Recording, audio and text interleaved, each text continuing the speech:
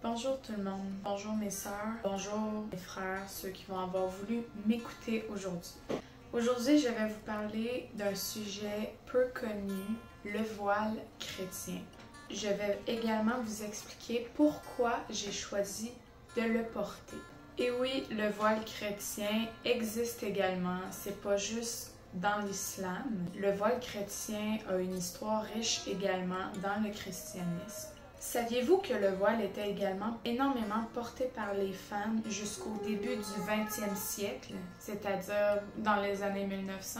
Le voile est mentionné dans la Bible, notamment dans le Nouveau Testament, dans la première lettre aux Corinthiens, la lettre de Paul, dans le chapitre 11, versets 3 à 16.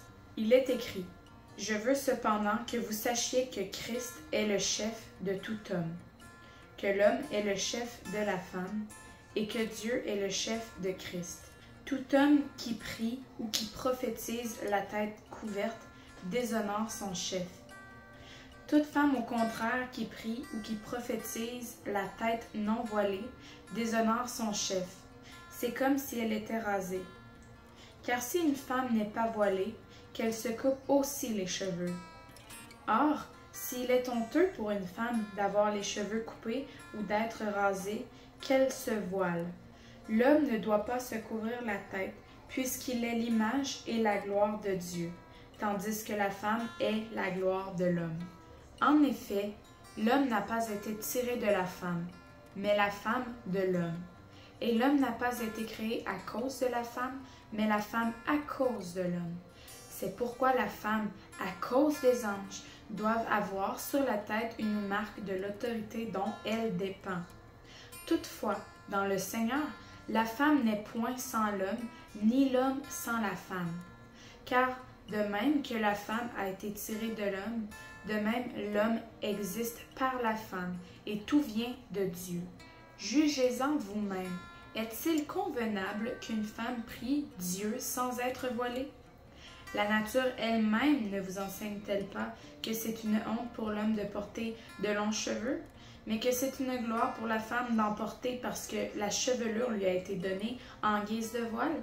Si quelqu'un se plaît à contester, nous n'avons pas cette habitude non plus que les églises de Dieu.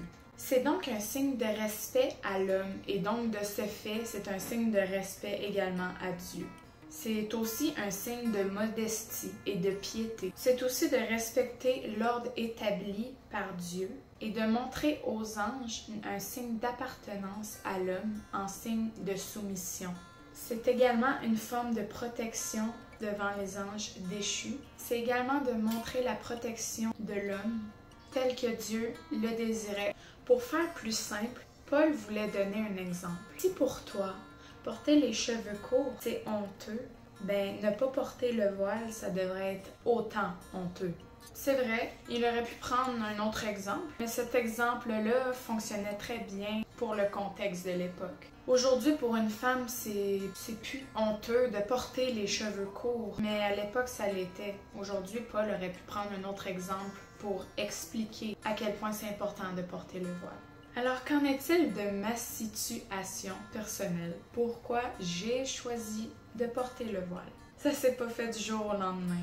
En réalité, je voulais même pas en entendre parler. Mon mari m'en avait parlé une fois, puis ça a été la seule fois qu'il m'en avait parlé. J'étais catégorique là-dessus. Je voulais pas porter le voile. Mais je connaissais pourtant ce que Paul en disait.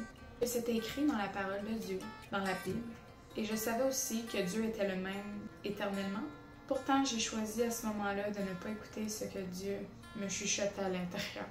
Je lisais ce que Paul en disait, mais avec une mauvaise attitude. Ce qui faisait que je comprenais pas. Je comprenais pas ce que Paul voulait dire. Finalement, le Seigneur, heureusement, a travaillé sur mon cœur. J'ai changé d'attitude. J'ai voulu lire ces versets-là pour le Seigneur, pour Dieu. En lisant pour Dieu, effectivement, mon attitude a changé. J'ai compris. Et à chaque fois que je relis ces versets-là, je comprends des nouvelles choses. Je comprends à quel point c'est important. C'est ce que je vous invite à faire, mes sœurs. Relire, relire. Changer d'attitude. J'avais une attitude d'orgueil. Ensuite, j'ai une attitude d'amour pour Dieu. J'ai été réellement touchée. C'est pourquoi aujourd'hui je porte le voile, parce que j'en comprends maintenant l'importance. Finalement, par amour pour mon mari, j'ai choisi de porter le voile. Mais avant tout, je l'ai fait pour Dieu. Par amour pour Dieu. Lorsqu'on fait les choses par amour pour Dieu, c'est beaucoup plus facile de les faire. D'ailleurs, même, je dirais que c'est un plaisir de le faire. C'est un peu comme acheter un cadeau. Au début, ça coûte cher, mais finalement, il n'y a rien de mieux. Il n'y a pas de prix quand tu vois le bonheur dans le visage de l'autre personne qui reçoit le cadeau. Sauf que là, dans cette situation, c'est un cadeau à Dieu qu'on fait. Voilà.